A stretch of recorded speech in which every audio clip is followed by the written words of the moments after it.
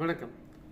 சில குழந்தைகள் எல்லாம் பிறக்கிறப்பயே ஒரு அப்நார்மலான ஒரு வெயிட்டோட ரொம்ப குண்டா பிறக்கிறதுக்கான ஒரு வாய்ப்புகள் இருக்கும் இல்லையா?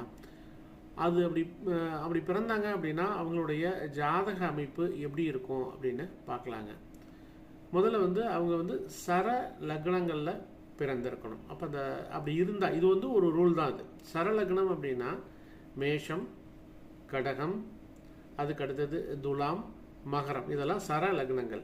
இந்த லக்னங்களில் பிறந்து இந்த லக்னத்திலேயே சந்திரன், சுக்கிரன், ராகு இருக்கும்படியாக இருந்தால் இந்த ஜாதகர் பிறக்கும் பொழுதே குண்டாக பிறந்திருப்பதற்கான ஒரு வாய்ப்புகள் அதிகம் உண்டு அப்படின்னு எடுத்துக்கலாம். சரிங்களா?